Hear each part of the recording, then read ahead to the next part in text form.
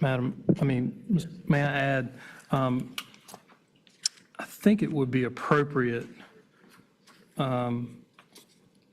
since this is being, I think the conflict of interest, in the county and board, the manager and board comments can be deleted, Okay, since that will come at the 6 o'clock session. all right.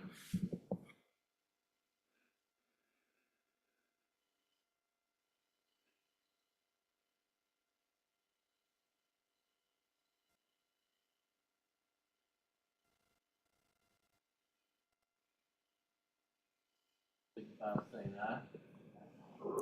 Bonestero. Okay, motion is approved. Move into our budget work session.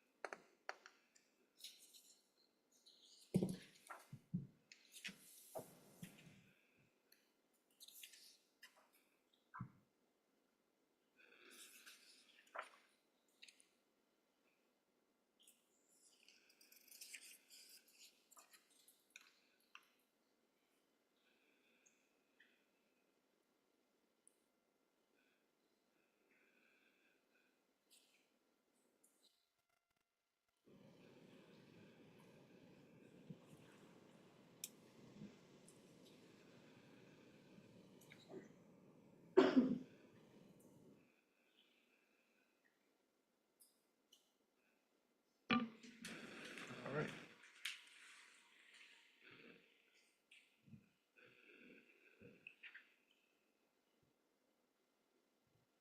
Okay, good evening, everyone, again.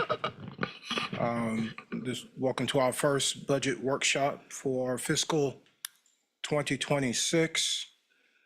I do have some good news for you on this evening. I know you all received my packet. Good. We get a little feedback. I don't know if you got your volume on. Like echo or something. He's getting feedback. I don't want to mess with this and screw it up, so I'll let you do it.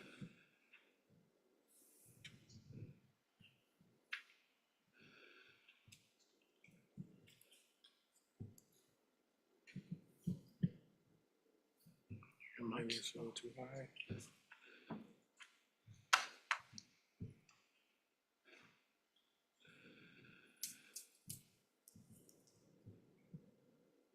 Testing 1 2.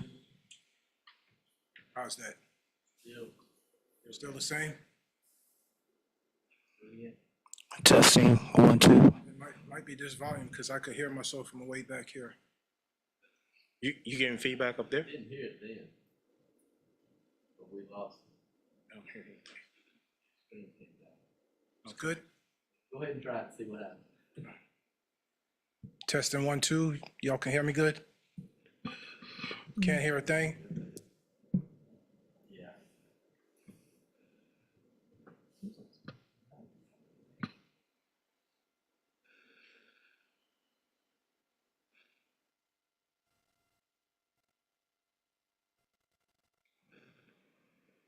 Test.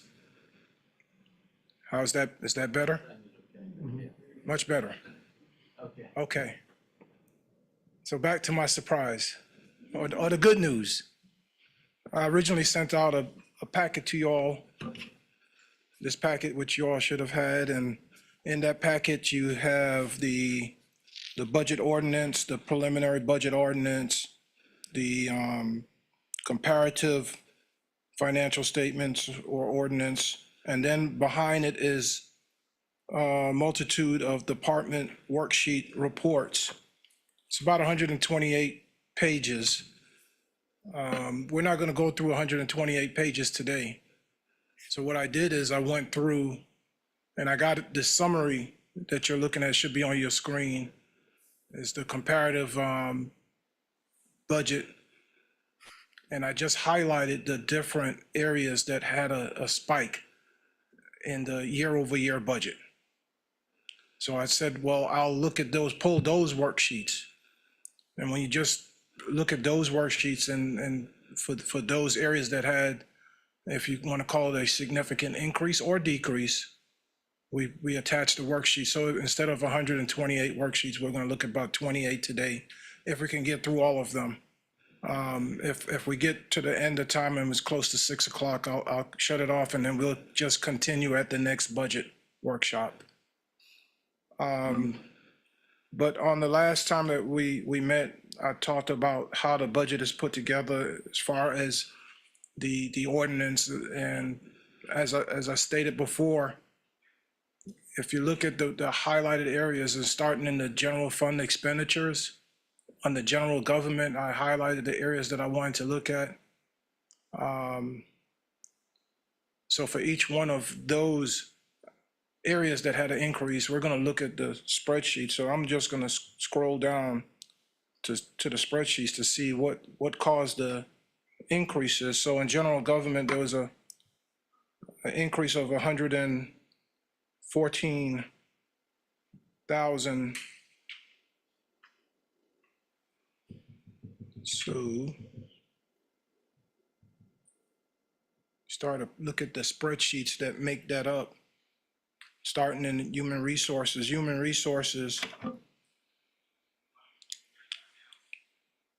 and what I'm looking at is the fiscal 25 revised budget of 311,552. That's the overall number. And what we're budgeting for 2026 is 351,199. So that's an increase of about $40,000. So generally what I do is, as I meet with each of the department heads, is I go through these budgets, look at the line items, and I want to see what's making up that difference, the increase. So for $40,000, you can see by line items, and the account descriptions are in the fourth column. And as you see, the big difference is $40,000 is coming from salaries. And matter of fact, all the salary areas, you got retirement, the company share of the hospitalization. Those are what's driving the big increase there. And what we did this year versus last year, the difference is we added a safety risk management to this budget. So that one position is causing the increase. And of course, if you have increases in salaries, you're going to have increases in benefits.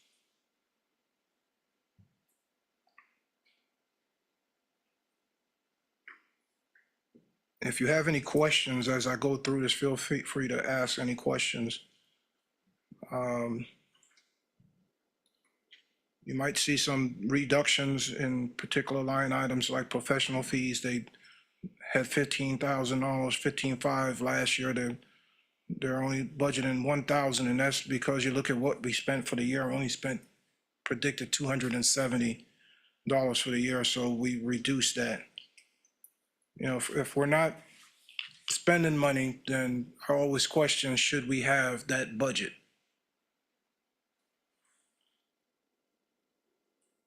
So for human resources, that $40,000 really accounts for the change in HR.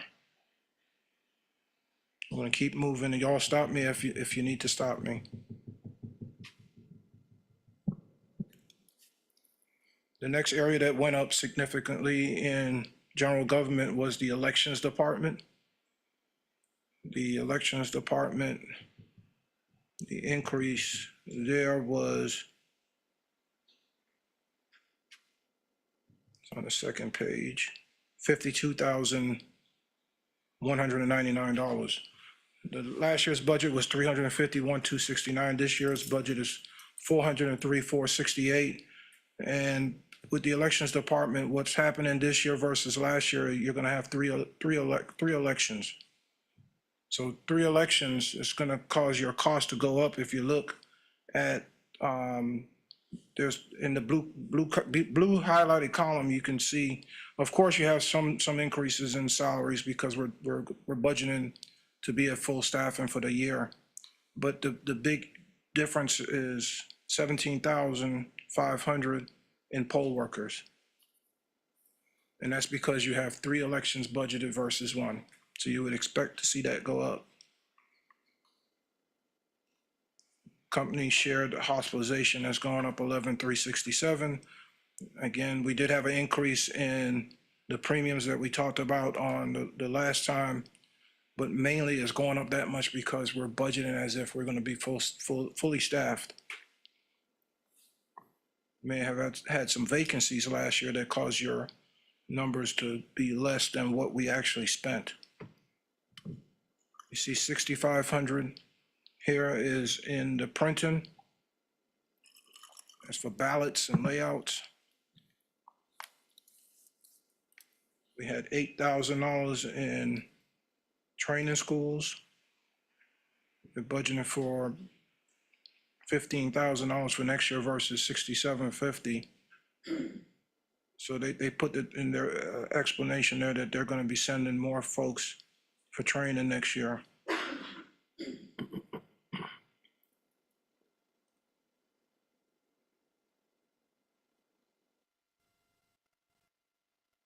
And then again, you have a couple of $1,000s for fees, training.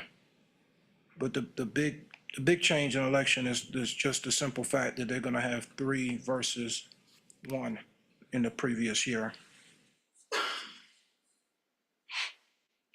You have $3,200 that they're planning on spending for additional that they're spending for voting laptops.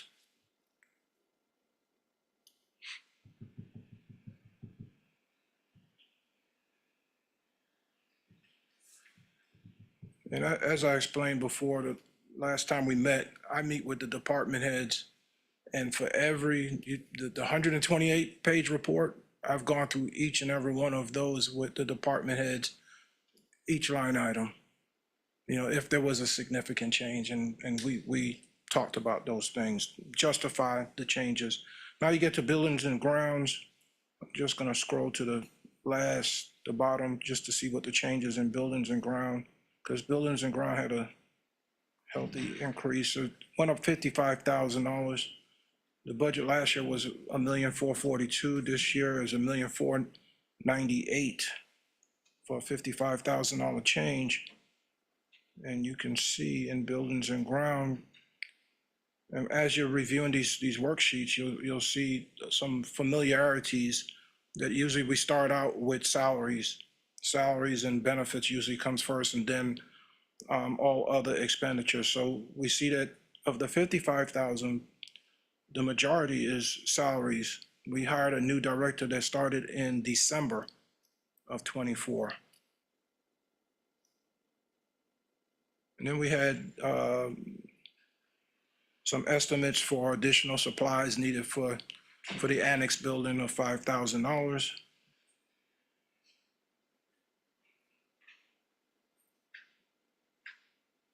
They're budgeting $2,500 for some additional tools that they need. Telephone expenses of $5,000, went up $5,097. There's additional phone lines that were added for the fire alarm system. That's for this courthouse and as well as the annex.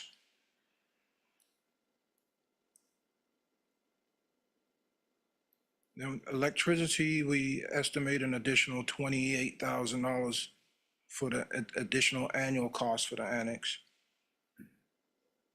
Fuel, about $7,000. Again, additional cost for the annex. These are all estimates.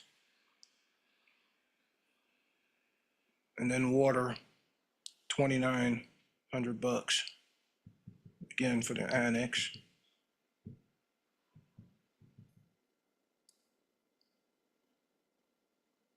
Pest control, 58, 51 increase. Again, you'll see some similar or repeating justification. And we do have some areas where they reduce costs if they, again, if they're not spending it, they don't need it. If it was a capital outlay area that we had planned for the previous year and we got the item in, there's no reason to budget for that amount again next year. So you'll see stuff like here, capital outlay going down $5,000. $100,000 for this wellness center lights. You can see that it's going down. Then we got $28,000 increase for lawn and landscaping equipment. Just replacing old equipment. And then we have vehicles budgeted at $9,100. That's a work truck that's needed for the department.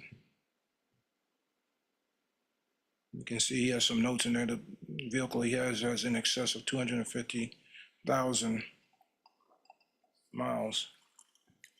So that's the bulk of that 55,000 for buildings and ground.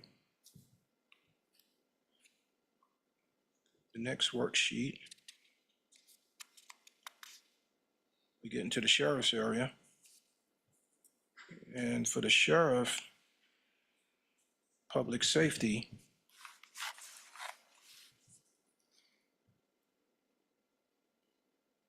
you can see public safety went up 231,000 overall. So we look for the departments that's causing the biggest spikes there. The sheriff went up 76,907. The budget for this year is $4,415,000. We're planning on $4,492,000 for this year or for next year. And then we go back, let's look at the salaries. We can see here we're budgeting the 3% merit, the 2% COLA, and the $1,250 retention bonus. That accounts for $90,000. So $90,000 alone for those three items. Got a little bit increase here for longevity, 7,000. As you know, longevity gets paid out after you do 5 years of service for the county. And you get paid out a percentage for every, I believe it's every 5 years after that.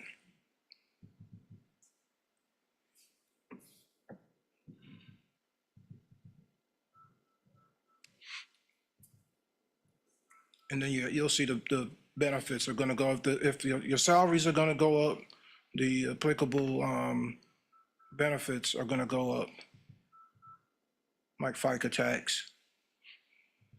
You see retirement going up. The Leo retirement rates and the regular retirement rates have increased from previous years. We have that documented.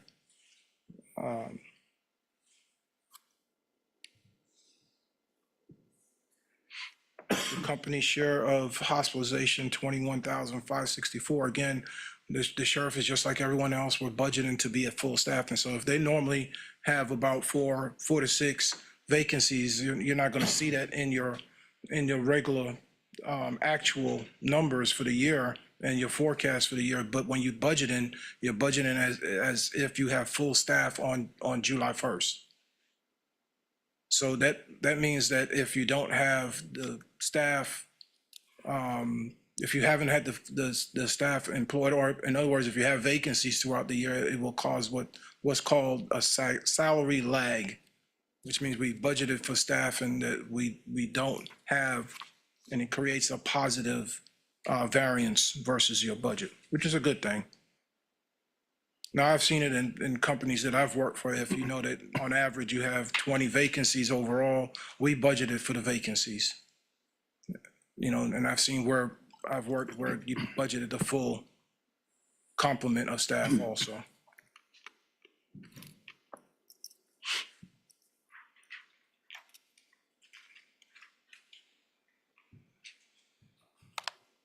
See what else, if anything else changed. You see, the sheriff reduced his repairs to vehicle about 29,000. And that's a good thing because we look at that number because we've leased plenty of vehicles for the sheriff, and with the new vehicles released and replacing some of the older vehicles they had 3 years ago, it's going to cause your repair. That's what we're looking for, repair costs to go down.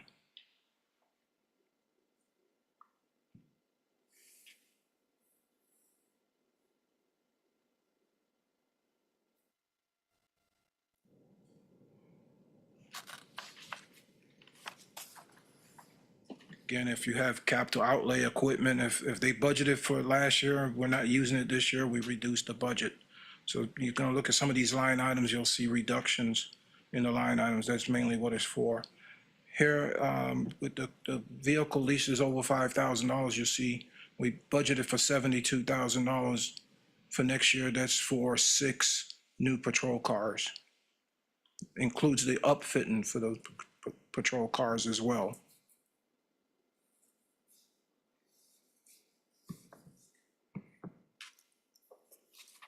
This is a good example where we had tasers, where we budgeted for tasers in the previous year. They've purchased them, but we don't need to put that budget again for next year.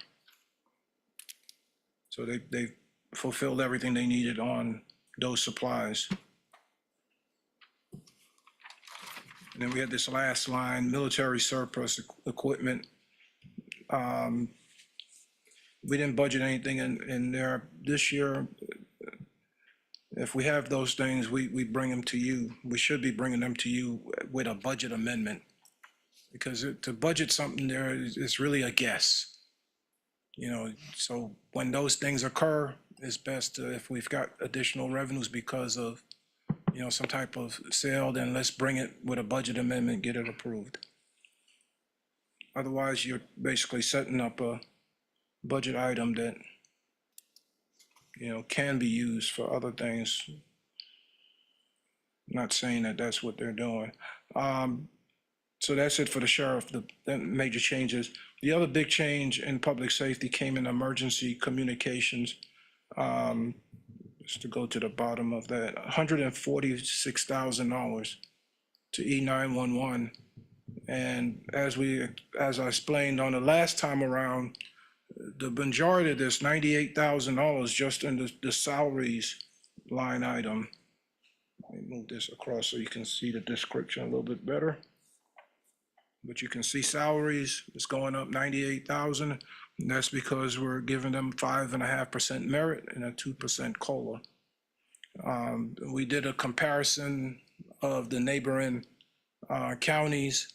And even with this increase, they're not ahead of those counties. They're just right at the break-even point with the lowest leading county. So we're still not ahead of other counties. And this is a pretty decent increase.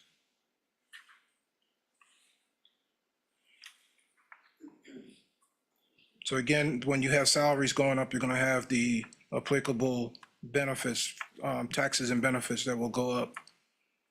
And this cost center, y'all gotta excuse me, I like to use the word cost center, but this department is definitely one where they have plenty of vacancies during the year, and you can see, because we are budgeting for full staff, the medical portion is gonna show that as well. Because we didn't spend the money last year, but if we do have full staff, and that money will be spent this year.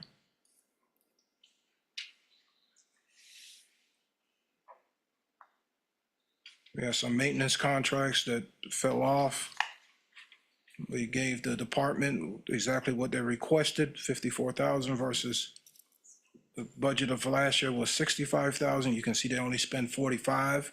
So it's still they increased it from what they're spending this year, but it's not an increase over the previous year's budget. So I like to look at both things. I look at the previous year's budget and I look at what the estimated actual for the year is to see if it makes sense how you're budgeting. And I'll ask questions depending on, those changes. And there's $19,000 this plan for the replacement of two GPS units. And looks like get this to move over. And a spare is needed for the Bradley Tower. There's another 9,500. And those are due because of lightning strikes.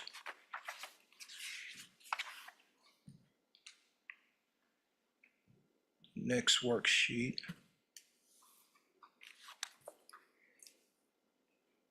I know we're getting close to 6 o'clock.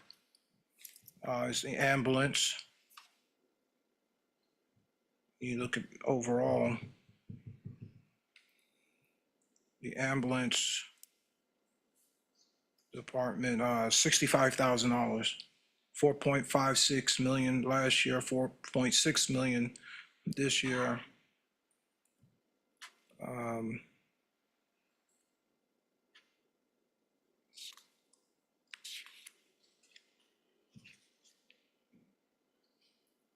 You can see we gave them the 2% COLA, the 2% merit, that's about $40,000.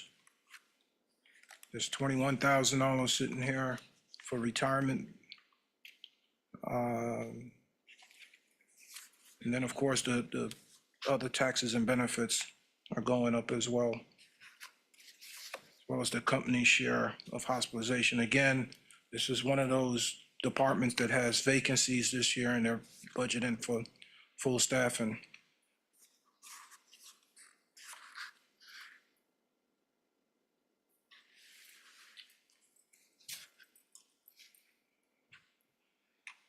You can see we have $4,000 that's planned for professional services to increase due to the medical director's contract coming up. We're going to increase that. It hasn't been increased for over 10 years. And he's requesting that, so that we know that's coming if they haven't brought that already. Search and rescue supplies, they plan about 2,000 because we do engage in search and rescue.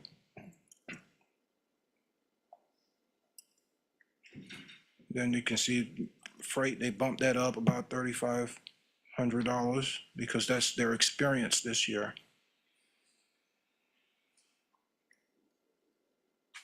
$2,600 for training.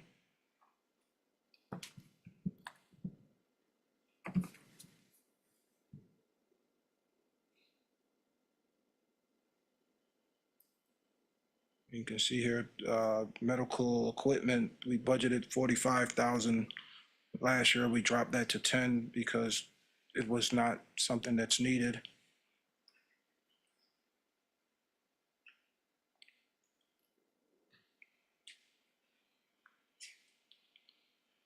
Now, I know that we do have a ambulance, a remount. I believe it's 2 remounts that's budgeted and some software that's budgeted in a capital project ordinance, so it's be separate from this budget. Or from, when I say separate from this budget, I mean separate from the operating expense. We don't want to show that in operating expense, but we do have it in the ordinance as a separate capital ordinance. I'm getting close to finish. I see it's 6 o'clock. So what I'm going to do is I'm going to stop before we get into Fund 61, 62, and 68, which is proprietary funds. Okay. We can do that on the next time. But just to finish up the others, you got veterans that went up $49,000. We added an additional veteran affairs officer. So now we'll have a part-timer on the west, dedicated to the west side, and a part-timer dedicated to the east side. And then we budgeted $3,000 for the supplies.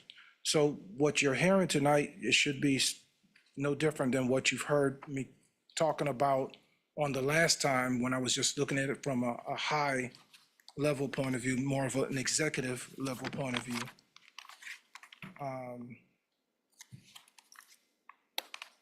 We talked about The school's going up 390,000.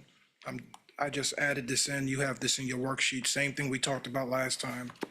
Looked at who is actually going up for the year. We've got,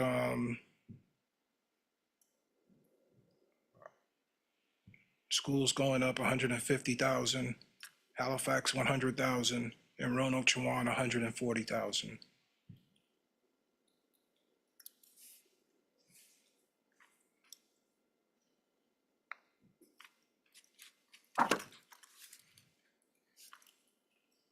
Got the recreation department.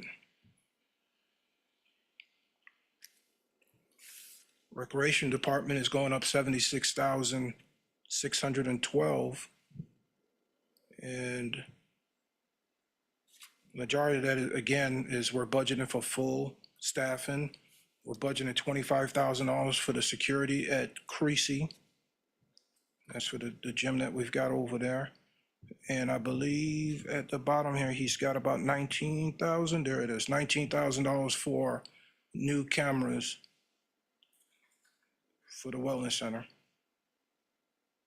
The cameras that he's got is old and you can't get parts for them anymore. We haven't signed off on that as far as this is going to be the final number. I'm asking them to still go back and see if we can beat those numbers before we adopt this budget. This worksheet is just our debt summary. And we know that our debt decreased by 399,000 from last year. As I alluded to on the last time, the majority, the reason for that is because we are in the final payment for a refunding bond. And if you're looking at General Fund 11, you'll see that first one that says total payment 172. Last year was a little bit over $500,000 that we paid. So this is the last year of this payment. So this will drop off. It's always good when we can pay our debt and get that out of there. But also included Fund 61 and Fund 62 debt schedules as well.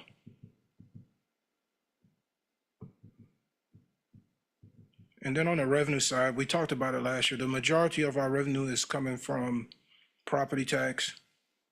You can see our property tax overall with all the categories is only a $252,000 difference. But when you look at the first line item in ad valorem, that's $706,000 increase.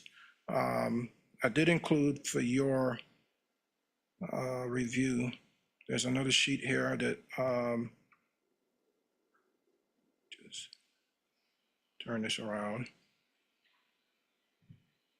This is just a worksheet that the tax department prepares every year for me, and you know, I always want them to show me how they came up with their numbers, you know, because you want to look at what is the projected tax basis that they're using, and I like to look at that versus not just this year but previous years to see if there is a change, and if it's going down, I usually, you know, challenge that number. But overall, you can see our tax basis for the last 3 years at the bottom, 2.711, 2.741, 2.749. So overall, the change between this year and last year is a little bit under $9 million in the projected tax base. That's why that number is going up about 700 grand, even though we dropped tax, we're proposing to drop the tax rate from 83 cents to 82.5 cents. I believe that's what 82.5 cents. So at 83 cents, it would be 22,821,000. And our proposal is to drop it to 82.5 cents, which is 22,683.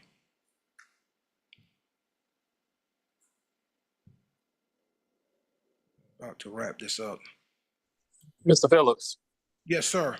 listen, I was trying to hit that button on debt services when you were speaking about debt services. What is the debt services for the school system now?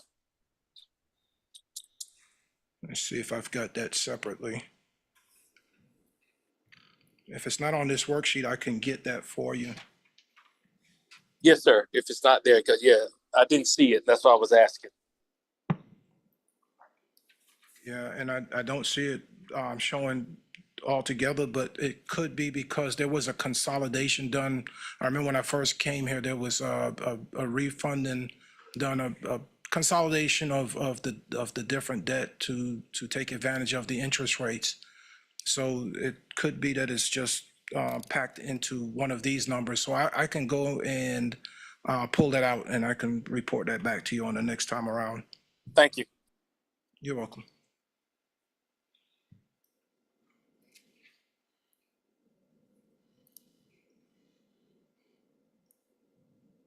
On the revenue side, the other significant increase was to the sales and services, overall 663,000.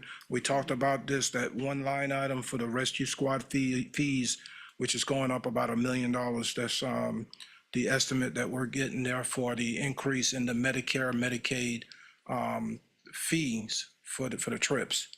And that schedule was put out. It was submitted to Mr. Casey Griggs, our EMS director, and he put those numbers in his budget. And I'm gonna stop right there, and because we're past six o'clock. The next time we meet, which is on May 5th, we'll talk about the enterprise funds. I just want you guys to see how we do that and how we balance those off for the, between revenue and expenditures. Again, I know I went through this kind of quick, but you all have the worksheets, and not just what I showed you, but the whole packet, the whole 128. If you have any questions, any concerns, please write them down. If you want to send them to me in advance, send them to me, and I'll put together a list of questions, and I'll share the answers with everyone, because you might have a question that someone else might have on their mind, and it could be a benefit to everyone if we all know how these numbers are coming about. For next year, I might have a department head actually come up and speak to their budget, someone like health department and DSS, so they can get into their numbers. I can tell you DSS, it's a monster spreadsheet. I've been and I've sat down with them to review it. And if you have time, you can go visit. I'm sure Pam would greet you all with a smile and show you what exactly she does on a daily basis. But it is a monster spreadsheet. And then the same thing with the health department. I've seen the programs and how they put their spreadsheets together. And I did provide you the worksheets in here, but it's more of a summary type report, so you can see the different programs that they're budgeting for next year and how they came up with those line item numbers. But at least you can tie back, if it's $100,000 on the ordinance for child welfare, you've got a spreadsheet that for child welfare that totals out, these 20 line items make up that number. And then if you see something on it that just, hey, that doesn't make sense, we can dial back to department head, dial back to me, and we can give you an explanation for those things. So that'll end this presentation, this budget workshop, and we will meet again on May 5th at 5:30, unless y'all have any questions.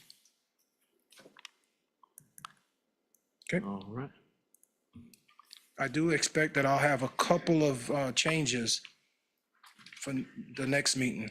There's a couple of things that we identified that we need to tweak in the budget. Not significant, but we still want to get it as perfect as possible. And commissioners, if y'all have any questions before the next meeting, send them to the county manager.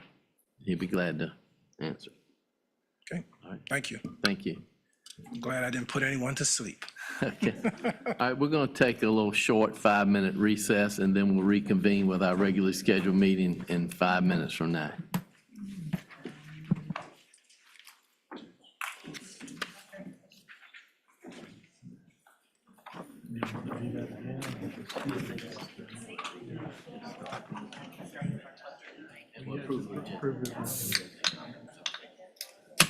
I don't.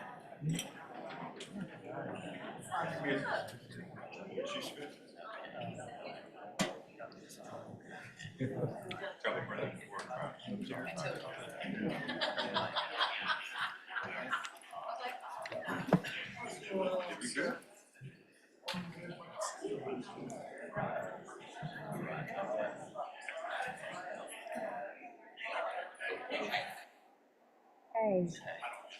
need to get the evaluations back to Scott as soon as we can, so we can discuss them at the next meeting. County manager evaluation. I sent mine back. Oh, you did? Mm-hmm. Okay. He said that he was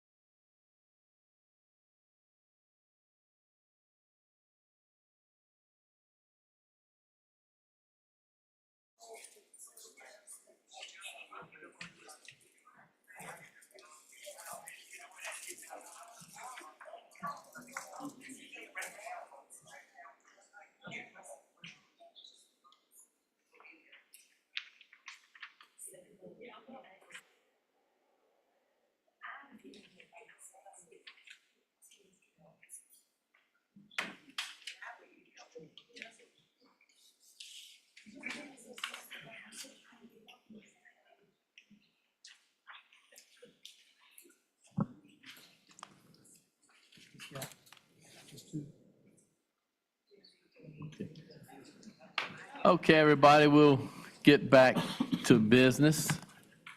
And the first action item would be the approval of the agenda for the regular meeting.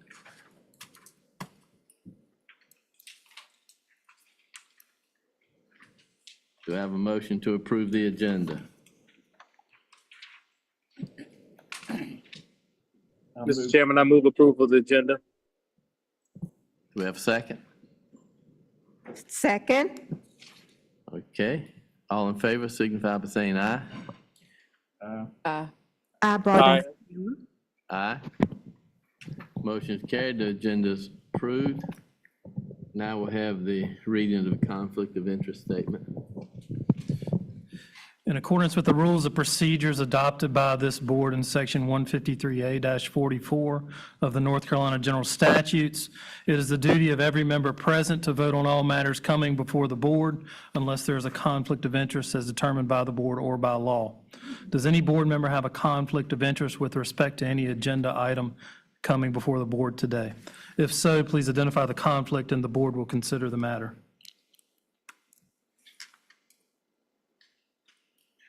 No conflict. No conflict. No conflict, Broadnax Taylor. No conflict. No conflict. Okay, next is the consent agenda, which is the items that we reviewed last meeting. Do we have a motion to approve the consent agenda?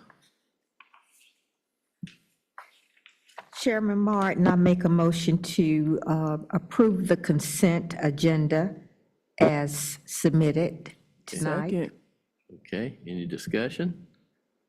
If not, all in favor signify by saying aye. Aye. No. Aye. I, Broadnax Taylor. Aye. Okay, motion is carried. Next item is the citizens' comments. Citizens, if you've signed up, when your name is called, please approach the podium. Your comments will be limited to 5 minutes. The chair will cut off all speakers exceeding their allotted time. If you have any questions of the board, you'll receive a subsequent response from the Board of County staff. The board will not respond or otherwise engage in a dialogue with you during your allotted time. Pursuant to North Carolina law, this time is allotted on the agenda for citizen commentary on county business. This is not an open forum to be publicly critical of the performance of any county commissioner or county employee, and the chair will maintain the order and decorum of the meeting. Earl Daniels. I want to make sure we own. Are we on? Okay. At our last meeting, I asked the hypothetical question, could our local government undergo a scrutiny and examination our federal government is currently undergoing from the Department of Government Efficiency? I hope you will listen closely to what I'm just before saying and ascertain whether or not we may have a problem with respect to waste and abuse. On February the 17th, a little background, on February 17th, in writing, I asked the county manager for 3 items: a copy of a resolution giving him the authority to hire, suspend, and fire employees, a copy of any policies, regulations, and ordinance pertaining to that subject, and copies of all invoices for services paid the county attorney from August 24 to January 2025. I am confident that 99 other county managers could have answered the first 2 questions in less than 15 seconds, and 99 other finance officers at that time could have pulled the 6 invoices and copied them in less than 15 minutes, and you'll understand why I say that. On March the 14th, a month later, I received a response from the county attorney which stated, "No such resolution has been located in the county to date. The Board of County Commissioners has properly delegated such authority through the county adopted personnel policy." I think, Mr. Chairman, the Attorney General would disagree with that. A county policy overrides a state law. He has also provided a website to the personnel policy. And 3, he provided me copies of all invoices he has submitted from payment from July the 22nd, 2024 to January the 16th, 2025. The invoices were very revealing in the following ways. During that time period, the county paid the attorney $92,027.16. The invoices contained 38 redactions totaling $13,566. Redaction means the service of client was blacked out. In short, the taxpayer spent money, $13,500, without being able to identify the service provided. Of the $92,000, $4,940 was for travel to Jackson to sit through the board meetings. This averages $823.33 per meeting. Of the $92,000, $16,000 and $16,093 was spent preparing minutes. That averages $2,682 per meeting. Be reminded, minute preparations is a major duty defined in the clerk to the board's job description. Now, so let's connect the dots so that you can see waste and abuse of county resources.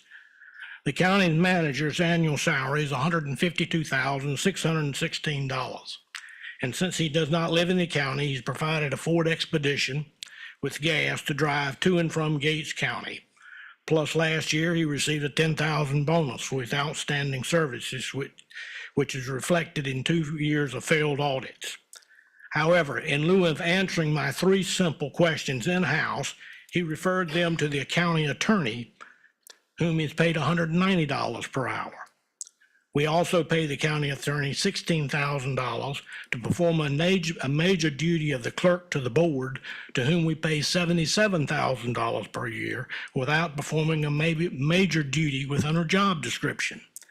Clearly, this is not only waste of abuse of resources, but abuse of authority.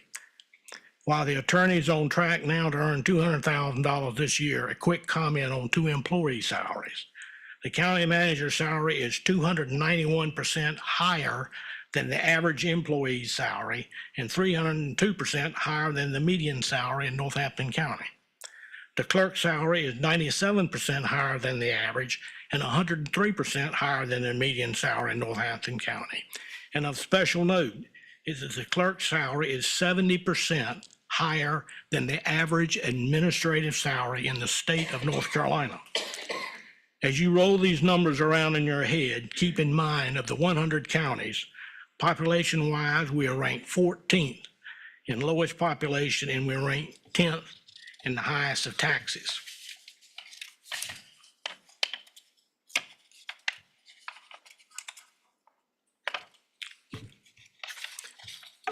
Finally, Mr. Chairman, I'm providing you a letter under the Freedom of Information Act requesting from the finance officer copies of the invoices unredacted paid the county attorney from 2024 through 2025.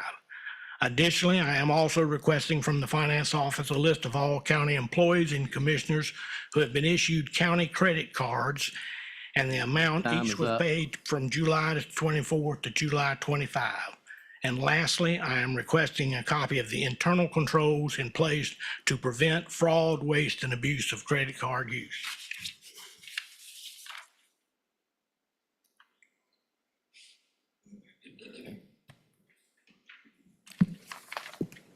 Richie Harding.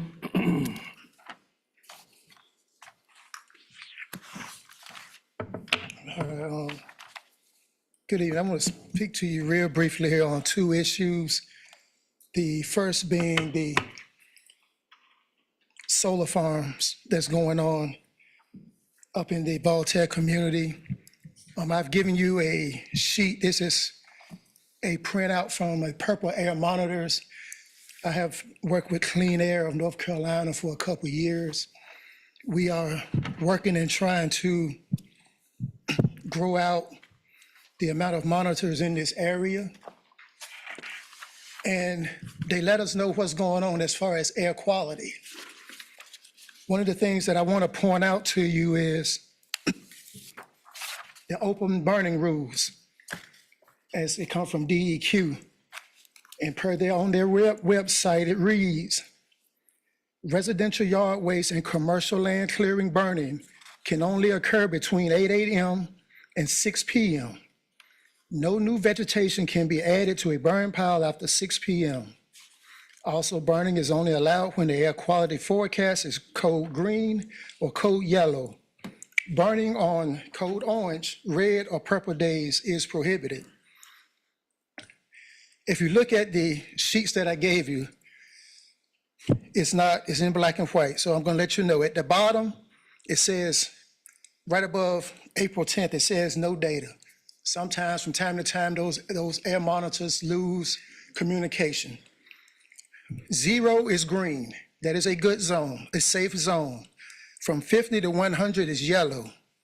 100 to 149 is orange. 150 to 200 is red. If you look at these sheets, the very first one is a reading on Cherry Tree Road, which is an 83. This is at 7:40 PM. It gives you the time, which lets you know they are burning when they should not be burning. This is causing soot, ash, smoke, all inside these people's homes. And there are a lot of people in Northampton County that sound like I sound right now when they're talking because they suffer from COPD or lung disease. The very next sheet is 8 o'clock in the morning. It is at 119. That's the reading from the air monitor. That is one, it's close to Cherry Tree Road also. Well, it's off of Cherry Tree Road, but it's even closer to that pile where they're burning at. The last one, at 5:52 PM, it was 154, which is extremely dangerous. These are the things that they're dealing with. And that's why I made sure I print these out, because I wanted you to be able to see exactly what's happening. If there's concern, I understand. People have to be in business. Chippers cost money. And a lot of people that's in this logging, they can't afford chippers. So they're burning.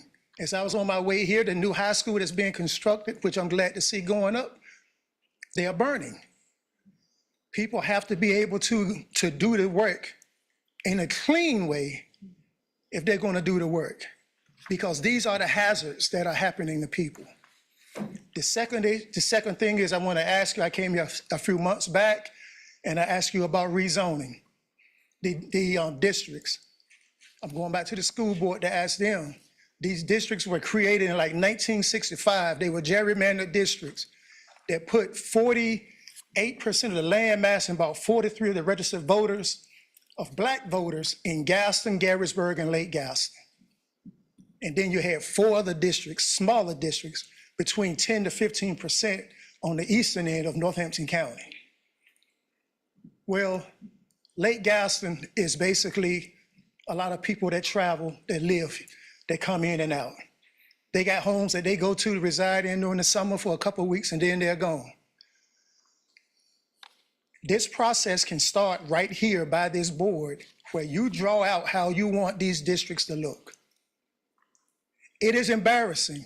It is frustrating. It is heartbreaking that when we in the town of Gaston have anything and we request our county commissioner to come see, and he doesn't show up, just like he ain't here tonight. I'm used to it. The people in Gaston are used to it. And I'm coming to ask you to address these issues. We need these districts redrawn properly and fairly. Thank you. Mr. Chairman. Mr. Chairman, Yes, go ahead. I rise to a point of order for Mr. Hardy. Mr. Hardy, now you are totally incorrect in your assessment. I am present. So please make sure that when you make a statement, that you are making the correct statement. And I show up for all things in Northampton County. And I rise and thank you for that point of order.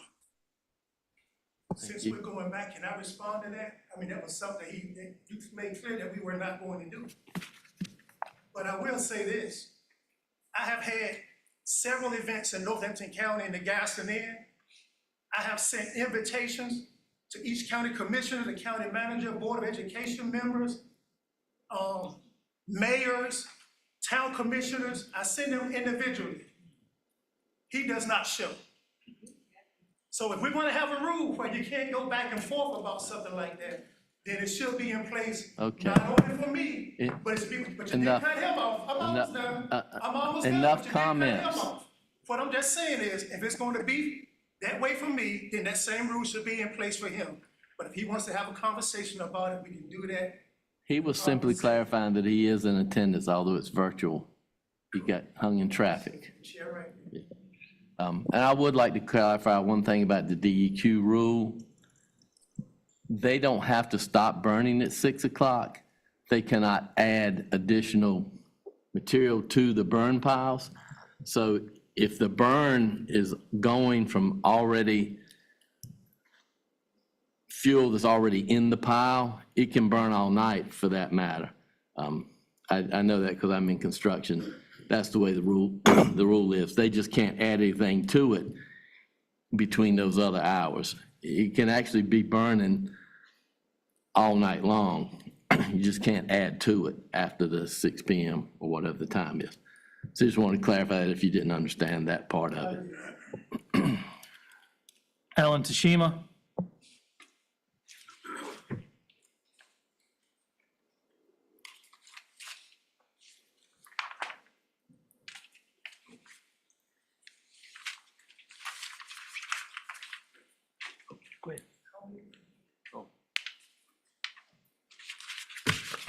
Okay, my comments, like always, one, I've never heard an answer for any of my other comments, okay? And then the other one is, my starting thing is that the 2040 Northampton County Comprehensive Planning Guide. Has anybody seen this thing? You would think that taxpayers would have an input to this thing. I'm just going to read out one section of here that it specifically says that the county is going to take a 10% manpower cut. I don't think I've ever heard that. I haven't seen that. All right. The next one I'd like to bring up is DOGE. If people don't know what that is, that's the Department of Government Efficiency, run by Mr. Elon Musk. All right, now the biggest thing is that DOGE is going to look for fraud, waste, and abuse of the 12 agencies. Right now, on their website, doge.gov, they have saved approximately $160 billion. That equates to $1,000 per taxpayer. Okay? Then the other one is, one of the future drivers for this thing is just to save money. If you take a look in the website, in 3 sections, it says contracts, grants, and leases. Don't worry about the leases. Contracts. They've list contracts that North Carolina has that are being canceled. Okay? They also list grants that North Carolina have that are being canceled. Approximately, if you look at it, it's about $100 million plus of dollars, or the gravy train that North Carolina and then down to Northampton County will not receive in the future. The budget's coming up and it's called a reconciliation bill. What Congress is going to do is they're going to claw back any of the leftover funds in the COVID line items, the ARPA, American Rescue Plan, the IRA, Inflation Reduction Act, and the big one, which I really love, is called the infrastructure line.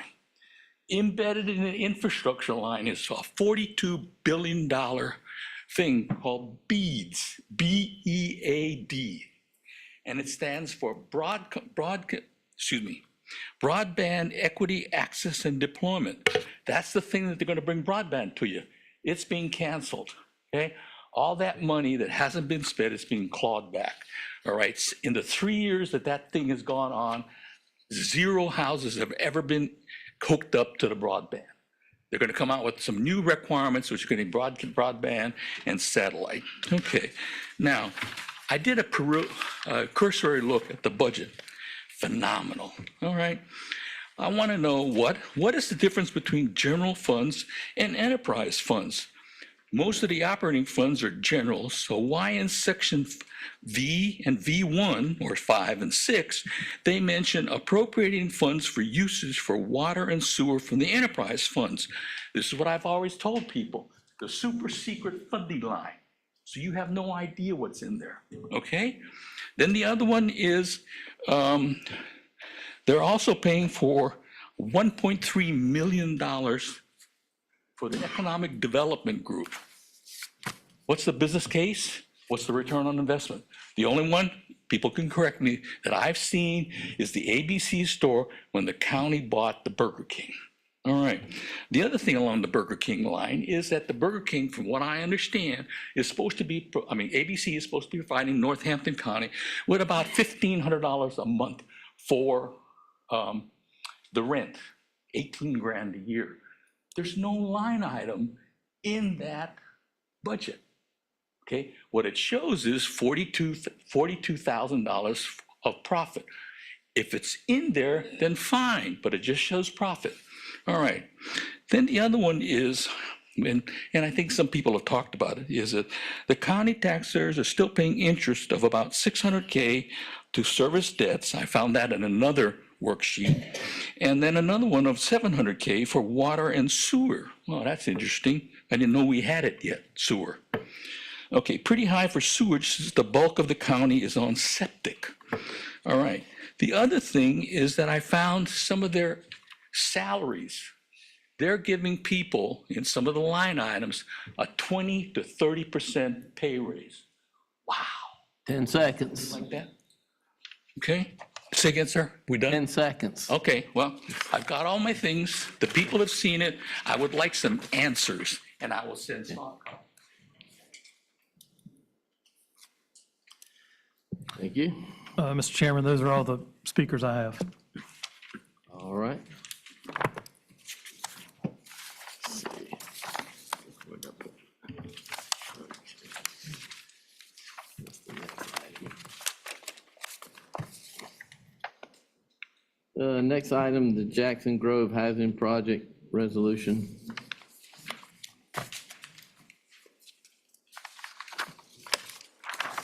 Good evening. As you know, Jackson Grove is the residential townhome and single-family townhome community located off of 305 in Jackson. The county was awarded a $3 million grant from USDA, woohoo, to support our workforce housing needs. After the last two bidding cycles, Group 3 Management out of Kinston, North Carolina was a successful bidder.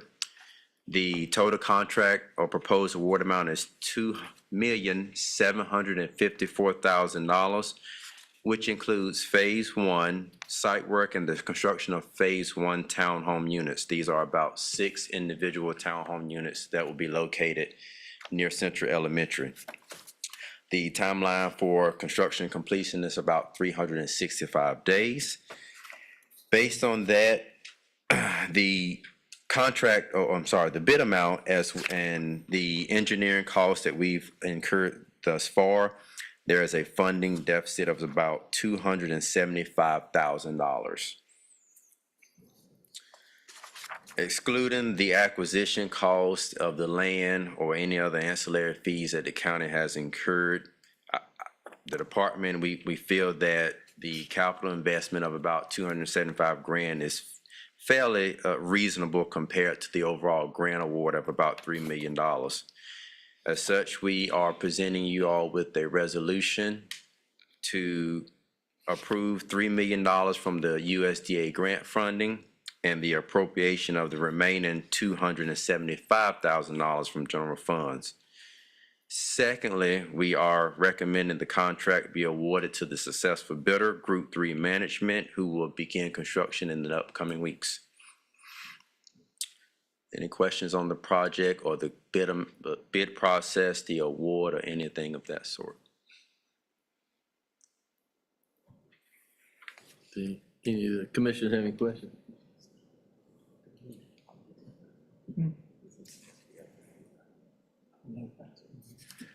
Derek, are you wanting us to act on this tonight, or can this be voted on at next meeting where we have more time to think about this? No, tonight.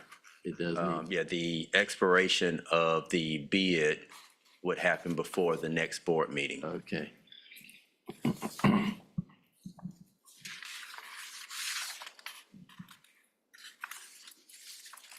So, Mr. Bennett, you need, if I'm understanding, $275,000 more dollars, That is correct.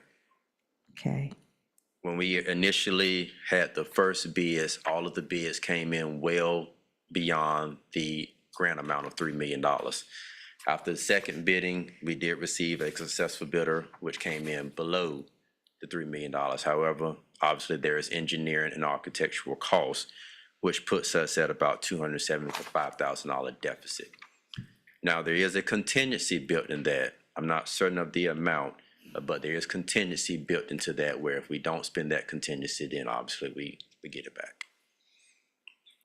I don't know why I was under the impression that we were in the clear, that everything, we had all the money we needed. Everything was, as the young people say, it was Gucci, you know, and all was well, you know. I don't know why I thought that. I thought everything, you know, we had all this going, but we had that, you know, that was good. So the grant was awarded in 2022, before my time. When the grant application was submitted by Chairman Tyner, there was no architectural drawings. It had not been bid. It was just, you know, how much money can we secure from USDA to support workforce housing? And that was the $3 million. And when we bid the project, obviously 3 years later, there were cost increases, which put us above our grant amount. So we worked really, really hard to get it as close as we could to the $3 million without compromising the quality or the quantity of the house that we could build. So do also keep in mind that the homes will be owned by the county.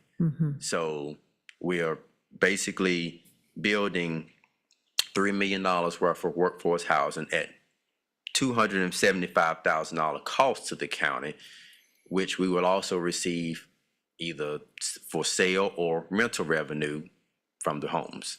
So we're not giving the properties away.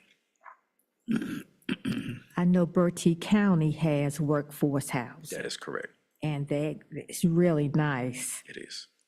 And I'm going to take responsibility as a commissioner, because when I came in, this was like on the table. Maybe I did not understand as much about workforce housing. I'm making a note, as I should have. But I never understood what was our dire need for that. And was that something, with all the critical needs we have in our county going on right now, was that a priority for us? Do you know what I'm saying, Mr. I Bennett? do. It is a priority. If you kind of read the news, even if you look at our comprehensive plan, there's a housing shortage. Northampton, Wake, Nash, wherever you want to look, there is a critical housing shortage. And it doesn't just apply to workforce housing. If you look at teachers, the school system is struggling to get teachers. They can't find housing. I mean, among other things as well, but they can't find housing. Even employees that work for the county, do I want to come and work for the county? Can I find a house to live in so that I can be an employee of the county? It's very difficult to find that housing. So it's not as if it is only for workforce housing. I mean, it could, be displaced individuals who need a home. But I think it certainly opens up the door and addresses a critical need that we're seeing here, as well as across the state and the country. I understand, Mr. Bennett, but I don't know if you read this. Do you know they only giving teachers a 1.2% raise or something like that this year? They can't even afford to buy a dozen eggs. And So I don't know how they gonna buy a house. But this puts us in a position where if teachers, their salary is not aligning to what the market or inflation is, the county is now in a position to say, okay, well, we have 6 homes. Gotcha. We can afford to rent them at a reduced price so that we can attract teachers to our school system. So I follow. Thank you. that's a plus there. Thank you. Okay. Just needed some understanding. Sure. But I also think we have other needs too. I have concern that we don't have daycare for a lot of our employees. If we look, I'd like to know how many single parent employees we have. Because if you have an event at school, they have to take off work to go pick up the children. Right. I think we have needs in our county that could be serving our workers a lot better than housing. I know it's important, but if you if we can get a copy of how many single parents who have to leave work, that's work away from your county that's taking time. And I've been a parent, still a parent, and I understand what they're going through. Right. Yeah. So I think we've got a lot of other needs that we need a little bit of time. Maybe you say it has to be tonight. I disagree because we've got some other problems in this county. Yeah, I know Governor Josh Stein is focusing on the childcare needs as well. That's something from the state that I think will eventually be rolled out. But I agree there is a critical need for daycare, but it doesn't. That would help our county a lot. Yeah, It would probably bring in people from other counties because they would have an opportunity to work a full job. I Well, mean, you they don't won't be get able to- paid if they're not here to work. that is true. That is true. The problem is in that situation is that we really couldn't bring them into county because there's no housing for them. So it's kind of a catch-22 where we can attract with higher salaries or quality of life services, but are there any rooftops for people to actually rent or buy a home? And if you kind of look at the market, there's very little supply out there.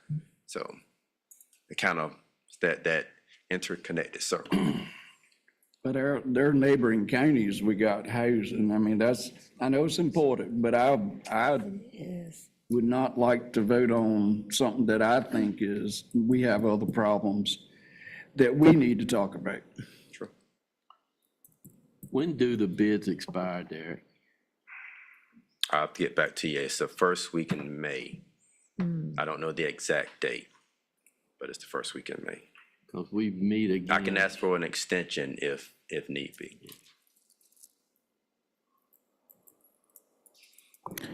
And the comment that I was going to make, one of the things that I appreciate about this Board of Commissioners is just the different points of view that we all bring to the table. Being from a community that is high poverty, where many young people don't have an opportunity to become homeowners. Also dealing with teacher shortage. You look at I remember the time when I finished college, went to teach in 2006. Our class was really, really small, and you look at it now, the graduating classes are extremely small. And so when you think about recruitment, you got to think about a lot of different things. As you were saying, Keith, childcare is very important. I worked in some districts where they provide childcare within the employer. They also look at trying to do some type of discounts outside of that. So I definitely think that's something that we should look into. But just being a homeowner and being a proud citizen of Rich Square, there aren't necessarily a lot of properties to choose from in our areas. And so when you're fortunate to purchase a home where you don't have to spend a whole lot to remodel, then that's a good thing. When I first started teaching, starting salary was like $28,000. And I had various colleagues that were renting apartments and things of that sort. So I do believe that if we do some type of workforce development housing that does take income into consideration, I think it could be a really good recruitment tool for Northampton County, because there aren't necessarily a lot of new builds or new construction that's taking place unless you are fortunate enough to have the credit to go to the bank to get a loan, to purchase the land, and so on and so forth. So I see it from a lot of different points of view. I definitely know that there are a lot of things that we do need to consider as a county, but as I think about someone that works day-to-day in recruitment, as I do as myself, I think that any type of new housing opportunities that you can put out there is definitely a help in drawing top talent to Northampton County, whether that be in county government, whether that be in some other sector, whether that be with the school system. So it's definitely something that I think that could be beneficial, because we definitely need that in our community, especially being in a Tier 1 county. I think it could be a good thing from a recruitment standpoint. And again, like I said, one of the things I appreciate about our Board of Commissioners is that we all have a different lens. We all have our own thoughts, but that's just my thoughts on that particular topic. And I do know that we have, I know with school teachers in particular, because I've seen them come to Jackson before and they have to band together, 2 or 3 of them together to try to be able to afford a place to live, and something that was affordable would be an attraction, I believe. Could you see if you could get an extension? If they expire sometime the first week of May, we meet May 5th. Okay. And maybe we could look into, give ourselves a little more time to think about this and see if we can come up with the funds and so forth, if we do decide to do this. How long, the $3 million grant, does it have an expiration date? It probably does. I don't think it's in the near future, but given the regulatory environment from the federal government, I don't suggest waiting too much longer. Understand that. These are federal funds. So I would suggest we not lose $3 million over 275. I agree. Mr. Chairman. Yes. Yes. Yes, sir. Thank you. Workforce development housing and just like Dr. Whitaker stated, when you look at where we are in Northampton County, we need more rooftops. Rooftops provide compensation for local government. Just like when you look at 95+% of our funding is from taxpayers, which is how we fund local government. So workforce development housing, when this project was first undertaken, is definitely something that's needed. If you look at Northampton County, just want to remind, we've lost over the years. Again, we've gone from 16 schools to down to 7 schools.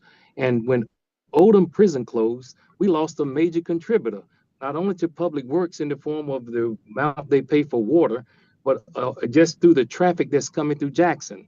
So anything that we can do to uplift Northampton County, and again, I appreciate our board and how we have differences of opinion and how things move forward, but workforce housing is needed in Northampton County.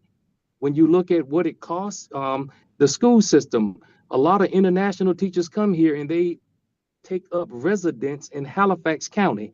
Just like when we get sick as citizens, we have to go to Halifax County or Hertford County. It's time we take a wholehearted look at the goods and services in Northampton County, because healthcare is critical, housing is critical, and when you look at internet, it's critical. 3 major things in Northampton County. Thank you for letting me share, Mr. Chairman. Thank you.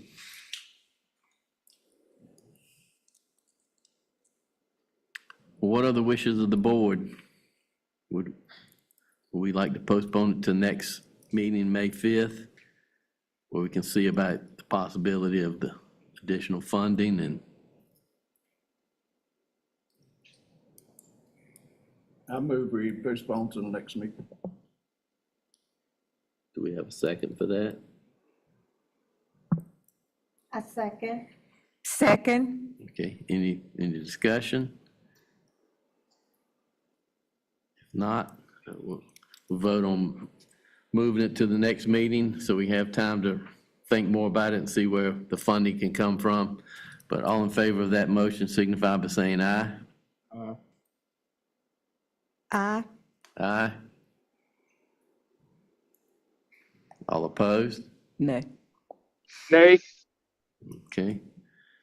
All right, we will, motion is carried 3-2. We will bring this back up at the next meeting.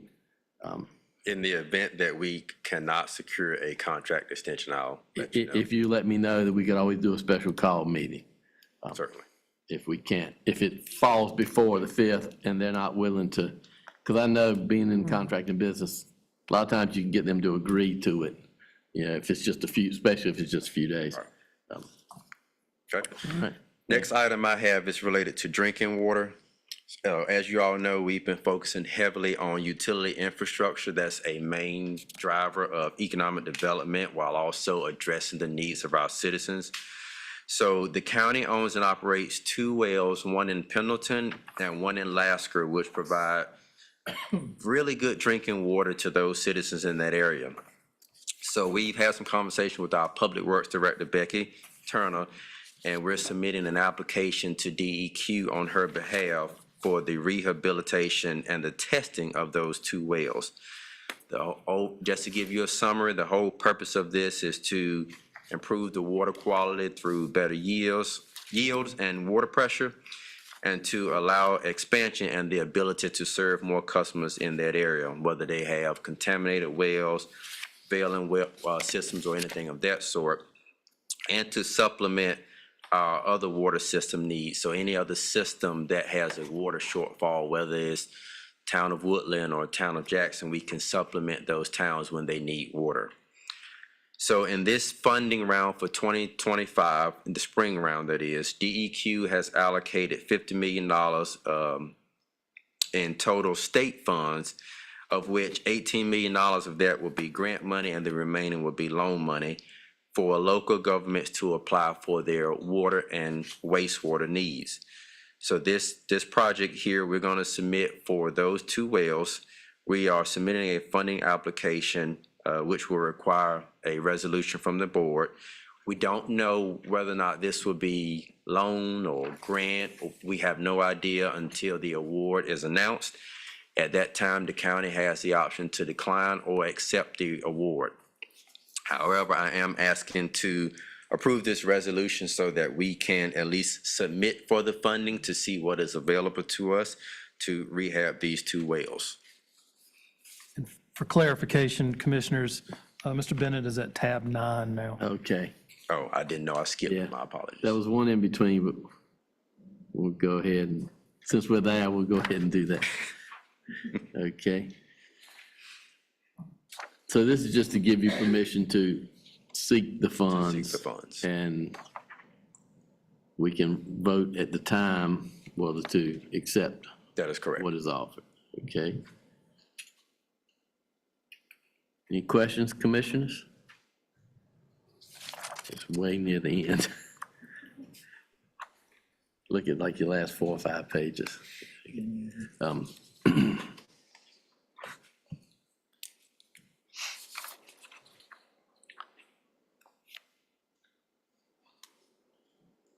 Can I have a motion to approve this resolution allowing them to seek the funding? I'll make a motion.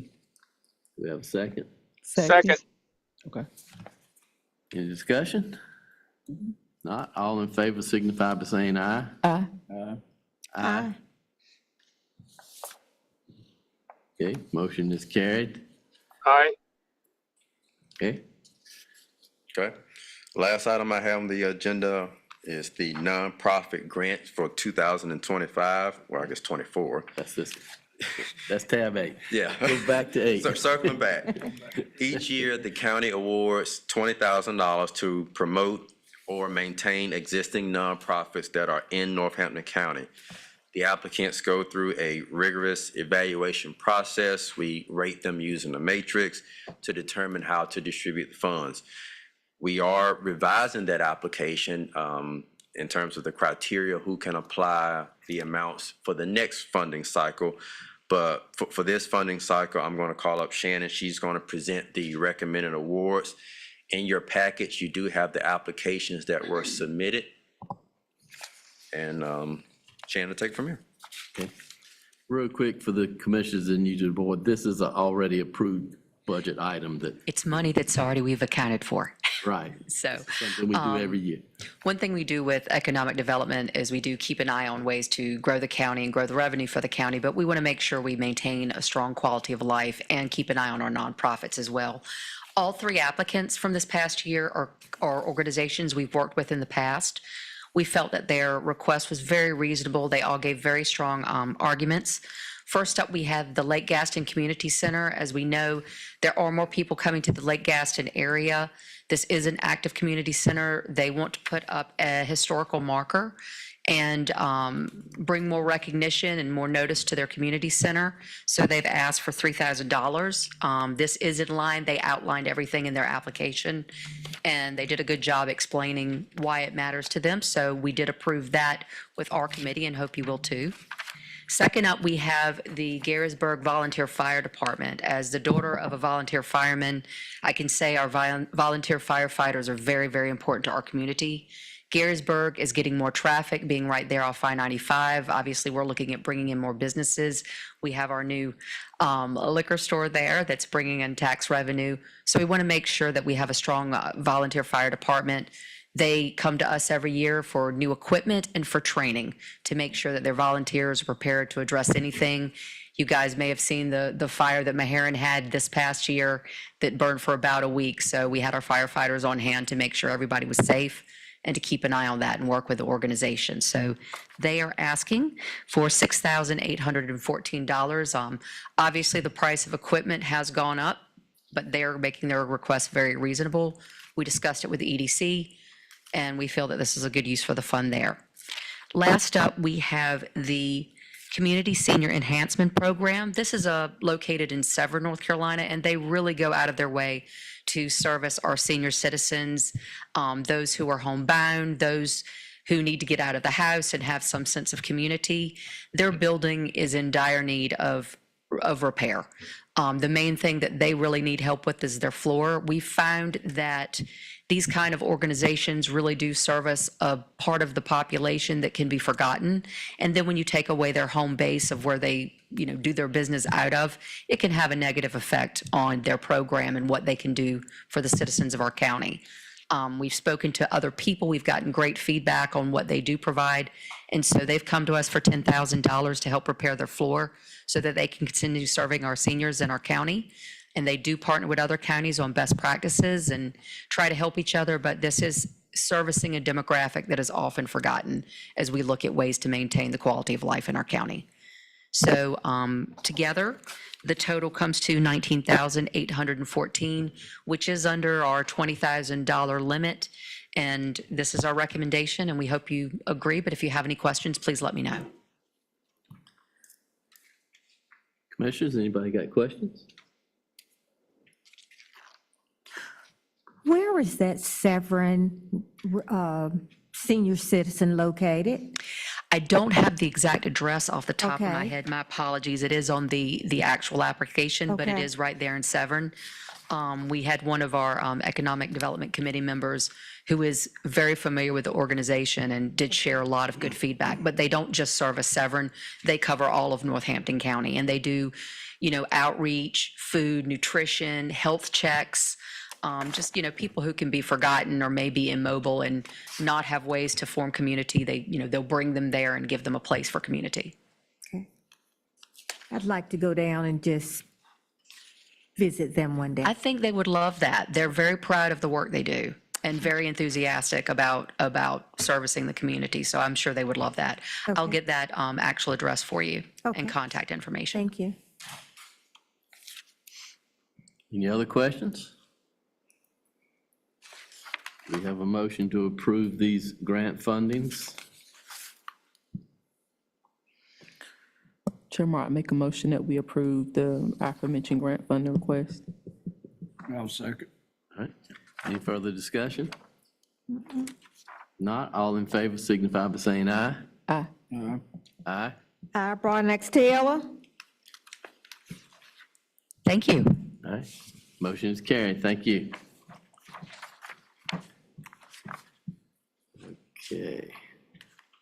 Next thing is financial matters. Do we have anything? Okay. All right. County manager, comments. I have a couple of comments for tonight.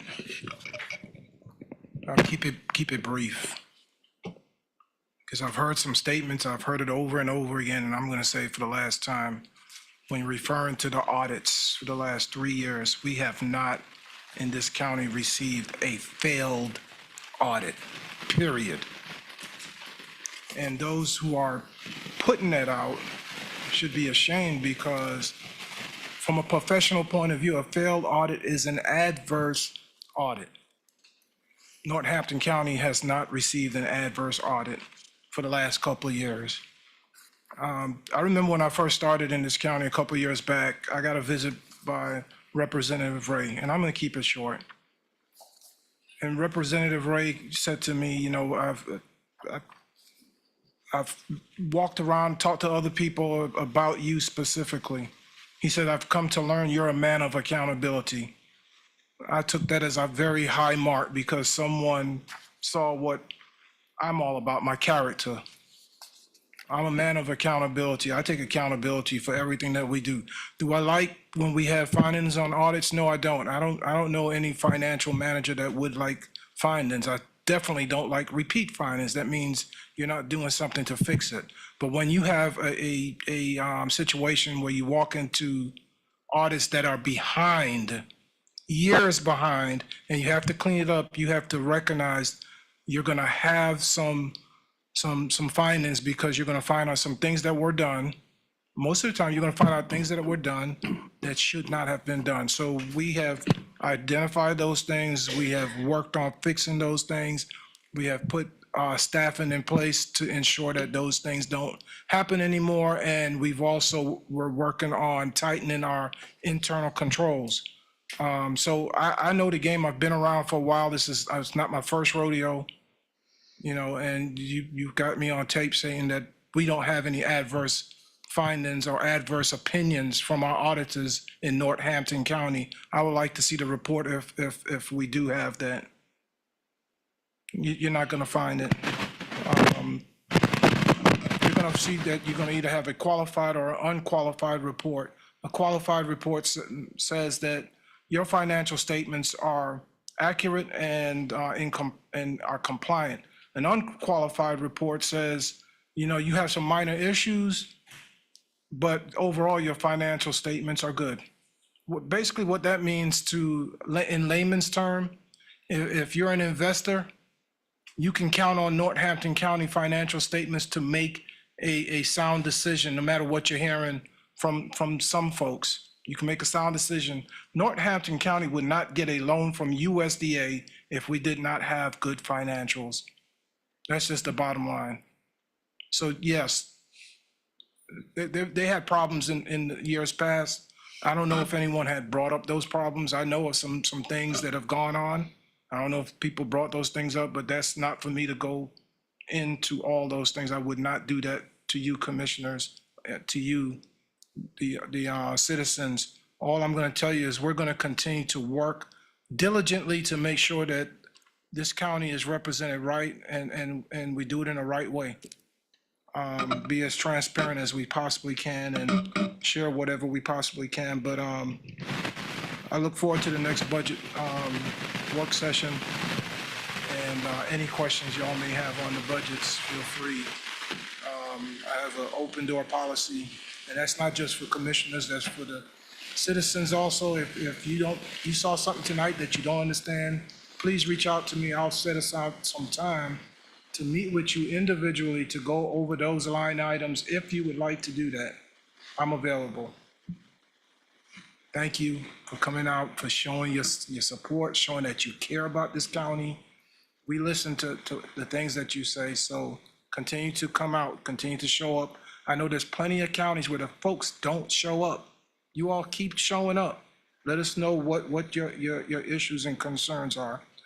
That's all I have for that. I did want to point out we have Jason McAllister, who is our new director of code enforcement director. Jason, if you don't mind standing, you don't have to give a speech. I'm not gonna put you out there, but Jason comes with a great deal of experience, and I know Derek is happy to have some relief now that he's been helping us out for the last year as the interim director. So it's great for you to be here to help us out and to help us to continue to grow and to progress in Northampton County. Y'all have a good night and be safe. Welcome aboard. Okay, we'll have commissioner comments, starting with Commissioner Broadnax-Taylor. I'd like to thank everybody for coming out. There's been so much great stuff happening in our county. Gaston, let me start with Gaston. They have a beautiful park, and they had the ribbon cutting with a beautiful stage there in the park. that, simply lovely. I was there for the ribbon cutting for that with Mayor James. Left there on Saturday, had a beautiful book festival with Miss Sheila Moses that was there at the Cultural Wellness Center there in Jackson. That was beautiful. That was well attended. On today, there was a lot of Easter egg hunts going on in our county. Today, they had a wonderful Easter egg hunt out there at the library, which was fantastic. I also love out there helping the children find Easter eggs, and I was, trying to steal a few for myself, because they had some good candy in those eggs. And I just enjoyed being out there with the children and the parents. So it's been a fantastic week in Northampton County. And I'd like to thank the citizens for coming out, participating in the activities that go on, supporting Northampton County. And again, thank you for coming out tonight. Commissioner Keith Evans. Yes, thank you all for coming out tonight. It really does make a difference when we hear comments, we hear concerns. I think we've got a great board. We can talk about it. We can, if you don't learn to disagree, you'll never get it right. So I like when people, and I think we're good at it.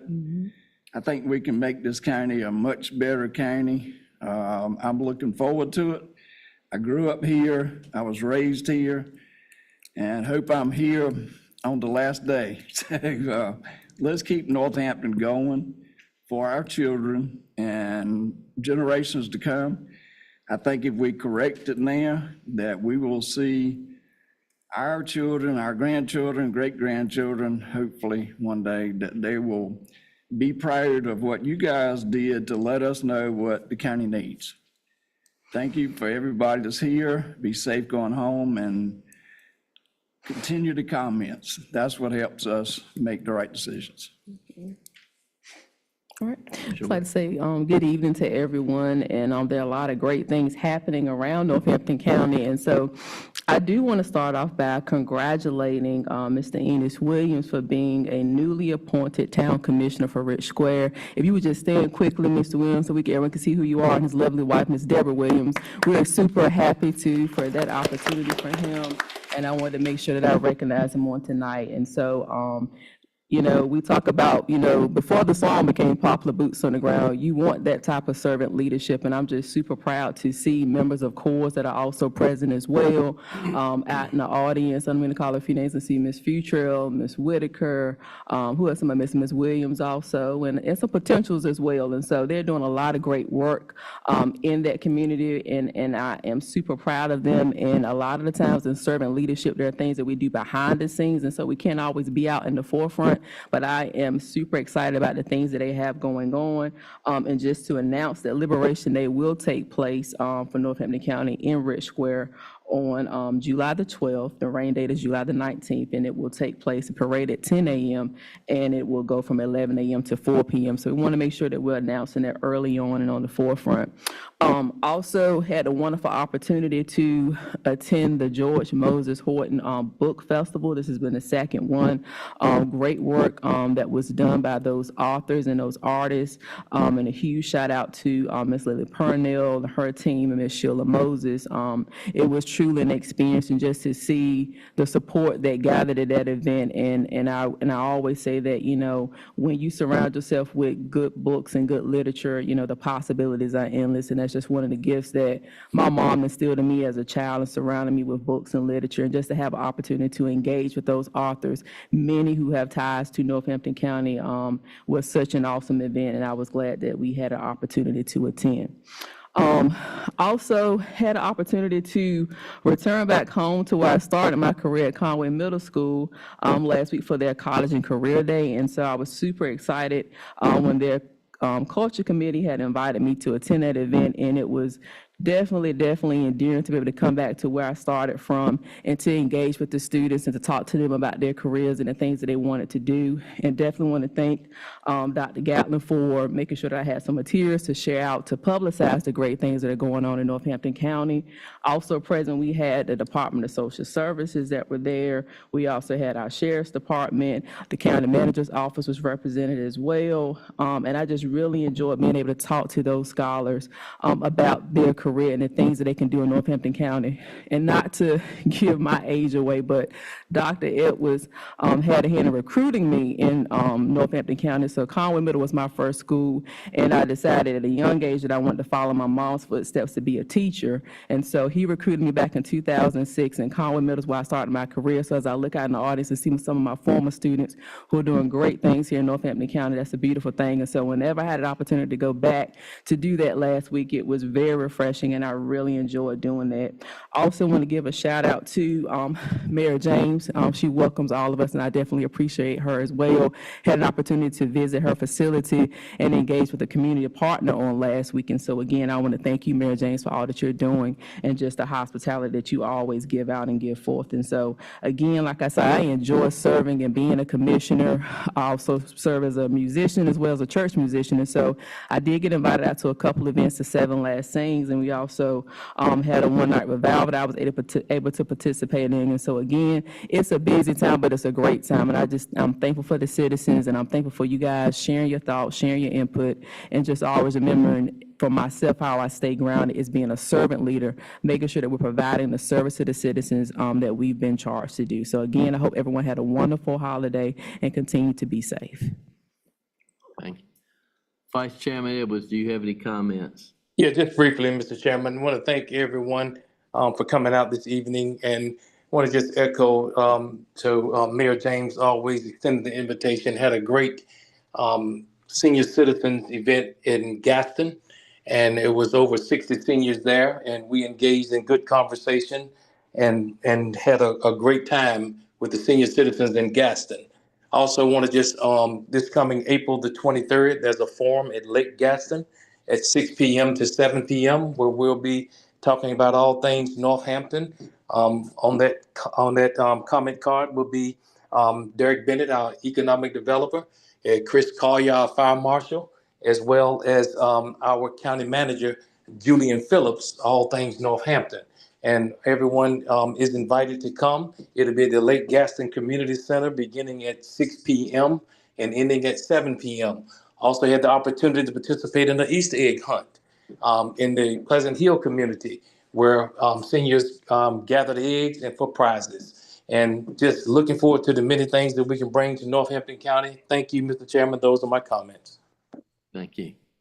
I'd like to thank everybody for coming tonight and encourage you to continue to come. And I'd also like to thank County Manager, the Clerk to the Board, and the Commissioners for the nice fruit basket and flowers they sent for my mother's funeral.